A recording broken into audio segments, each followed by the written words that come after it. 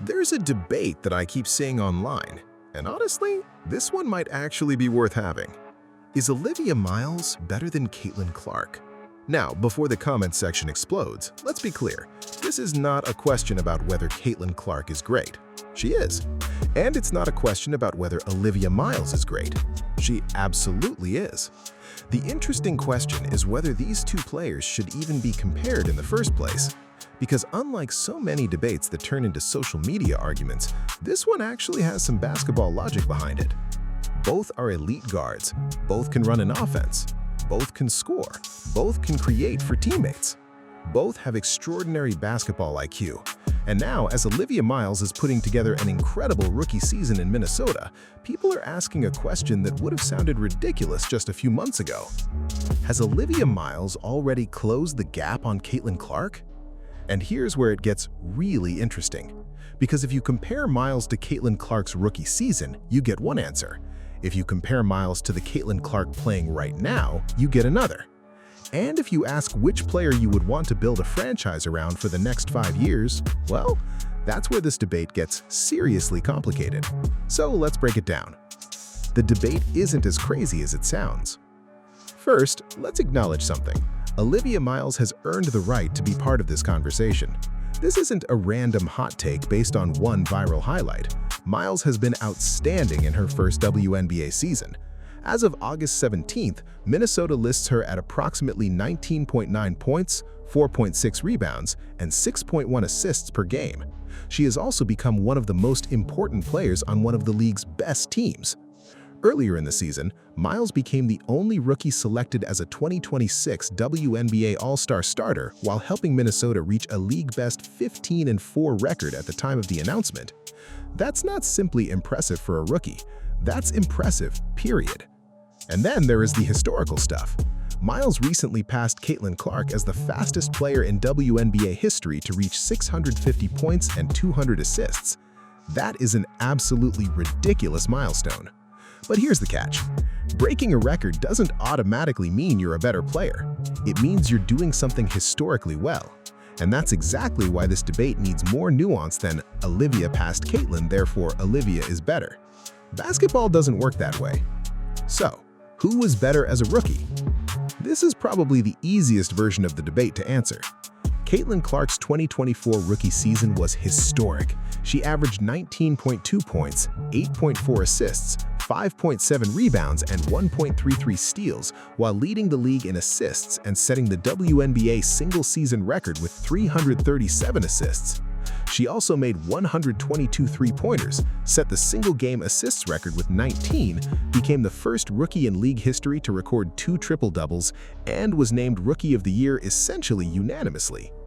And perhaps most impressively, Clark wasn't simply putting up numbers on a bad team.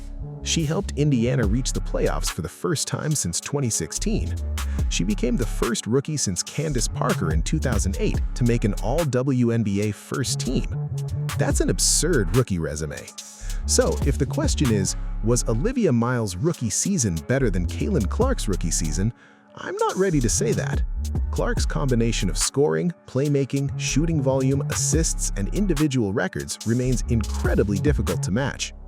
But here's where Miles makes the conversation interesting, because Miles isn't trying to be Caitlin Clark, and she doesn't have to be. Olivia Miles is winning a different way. This is the part that makes Miles so fascinating. Caitlin Clark can overwhelm you with range. She can pull up from absurd distances. She can throw passes over the top of a defense. She can manipulate pick-and-roll coverage. And she puts enormous pressure on defenses simply because defenders cannot give her space. Olivia Miles creates a different kind of pressure. She wants to get downhill. She wants to manipulate defenders. She wants to get into the paint. And once the defense collapses, she can make the next decision. That's the word I keep coming back to when talking about Miles: decision-making. She doesn't necessarily need to dominate the ball to dominate the game, and that's incredibly valuable. The best point guards aren't always the players taking the most shots. They're the players who consistently make the correct decision. When should we push? When should we slow down? When should I attack? When should I hit the roller? When should I kick it out? When should I take the shot myself? Miles already seems to understand those questions, and that is one reason the current debate has gained so much traction. But Caitlin Clark still has a massive advantage. Let's not get carried away. If we're talking about the current 2026 versions of these players, Caitlin Clark still has the statistical edge in several major categories.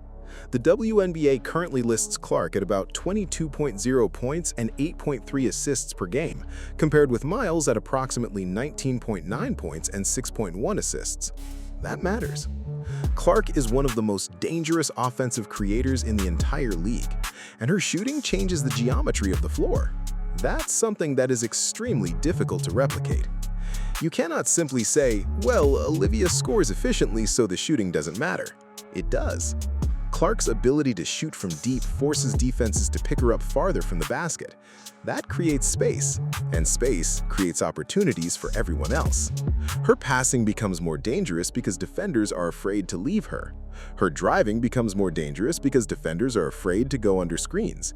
And when she gets hot, the defense can basically become helpless. That is a unique offensive weapon. But Miles may have the more traditional point guard game. Here's where I think the debate gets genuinely interesting. If you told a basketball coach, you can have one of these players to run your offense, they're probably going to ask, what kind of offense are we running? Because the answer changes everything.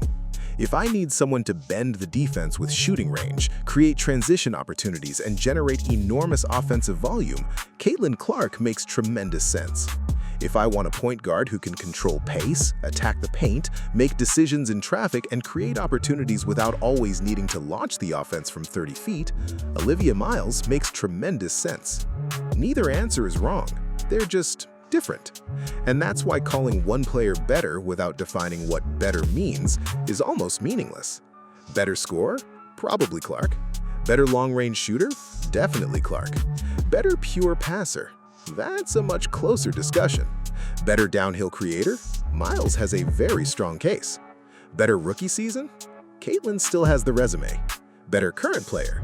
Now we're actually entering debate territory. And this is where team context matters. Another reason these comparisons can become misleading is team situation. Caitlin Clark entered Indiana in 2024 and immediately became the centerpiece of a franchise that was trying to change its trajectory. There was enormous pressure on her. Every game was an event, every turnover was discussed, every logo three was analyzed. Every interaction became part of the larger Caitlin Clark effect. Caitlin didn't just have to play basketball, she had to carry expectations that were enormous. Miles entered a very different environment. Minnesota already had a strong organizational structure. The Lynx had an established identity. They had veteran players. They had a championship-caliber coaching environment. And Miles has been able to contribute to that structure rather than having to single-handedly create it. That doesn't make her accomplishments less impressive, but it does mean that raw statistical comparisons don't tell the entire story. And that's important, because context matters. The Caitlin Clark versus Angel Reese debate was different. Now let's get to the other question. Is Olivia Miles versus Caitlin Clark a better debate than Caitlin Clark versus Angel Reese? I actually think it is, and the reason is simple. The basketball overlap is greater. Caitlin Clark and Angel Reese became rivals because of their history, their college careers, the 2023 national championship game, their personalities, their different playing styles, and then the WNBA amplified everything. But from a basketball standpoint, they're extremely different players. Clark is a perimeter creator and elite playmaker. Reese is a dominant rebounder and interior player. Reese's value is heavily tied to rebounding, physicality, finishing, and second-chance opportunities. In fact, Reese currently leads the WNBA in rebounding and is averaging roughly 11.8 rebounds per game. That's an extraordinary skill. But you're comparing two players who impact the game in fundamentally different ways. Clark versus Miles, that's much more direct. Both are guards, both are primary creators, both handle the ball, both create shots, both pass at a high level, both can take over games, both are being asked to lead. So you can actually compare their decision-making, shot creation, passing, efficiency, offensive role, and ability to control games. That makes for a much more interesting basketball debate. But there's a big difference between a rivalry and a comparison. And this is where social media gets things wrong. A comparison doesn't need to become a rivalry. Olivia Miles doesn't have to dislike Caitlin Clark. Caitlin Clark doesn't have to dislike Olivia Miles. They don't need to be competing for the same identity. They can simply be two incredible guards playing in the same league. And honestly, that's better for women's basketball. Because what if the next generation of WNBA fans gets to watch this?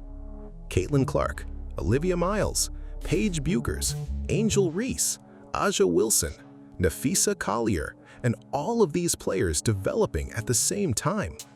That's not a problem, that's the league's future. The most interesting part, Miles is already chasing Clark's records. Here's where the conversation gets fun. Earlier this season, Miles joined an exclusive group of players who reached major statistical milestones extremely quickly. And then she started passing Clark in certain areas of the record book. The 650-point 200 assists milestone is a perfect example. Miles got there faster than Clark. Does that make Miles better? No, but it does prove something. The gap between these two players is much smaller than people expected. And that's incredible, considering Clark is only in her third professional season. This isn't some veteran versus rookie comparison. It's two young stars establishing themselves in the same league. And Miles has already entered the conversation. The biggest question, who would you build around? Now let's make this really difficult. Forget statistics for a moment. Forget social media. Forget fan bases. If you are building a franchise today and you have to choose between Caitlin Clark and Olivia Miles, who do you choose? I still lean Caitlin Clark, and the reason is not disrespect toward Miles. It's because Clark has already demonstrated an extraordinary ability to create offense at the highest level. She has already been Rookie of the Year. She's already been first-team All-WNBA. She's already broken league records, and her shooting range gives her an offensive weapon that very few players possess. But, and this is the important part, that doesn't mean the answer will always be Caitlin Clark. Olivia Miles is only beginning, and if her decision-making continues to develop, if her shooting becomes even more consistent, if she becomes more comfortable physically against WNBA defenses, if she continues improving as a scorer, then this conversation could look very different 2 or 3 years from now. And that's what makes it exciting. So, is Olivia Miles better than Caitlin Clark?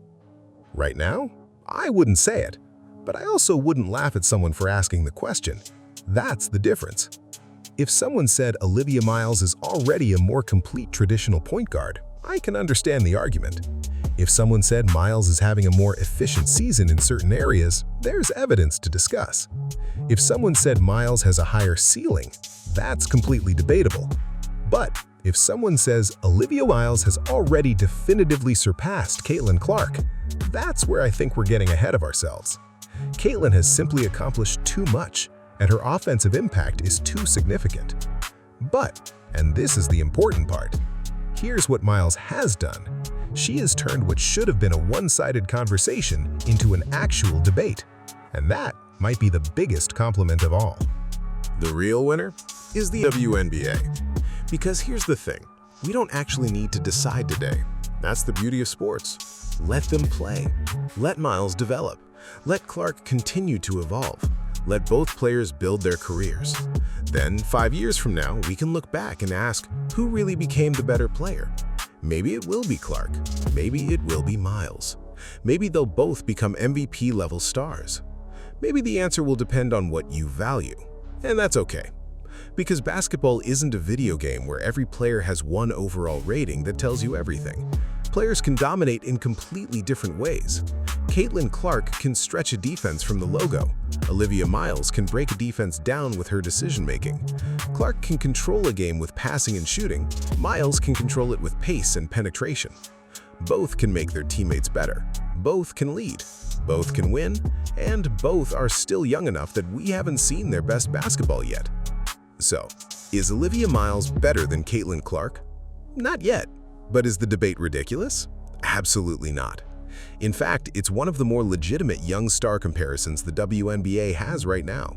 And I would argue it's a more basketball-oriented debate than Clark versus Reese.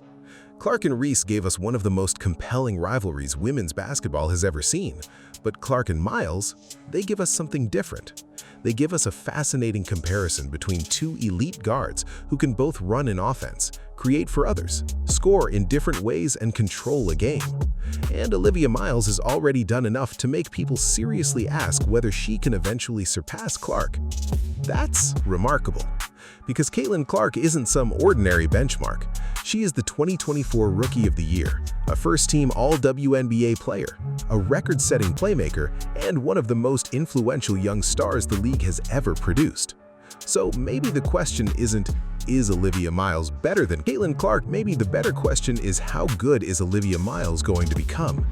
Because if this rookie season is the beginning, the WNBA may have just found itself another superstar. And if Olivia Miles and Caitlin Clark are both still getting better, the real winners might be all of us watching. So, are you Team Clark or Team Miles? Or can both just be great and no need to compare? Let's talk about it in the comments below, and I'll see you guys in the next one.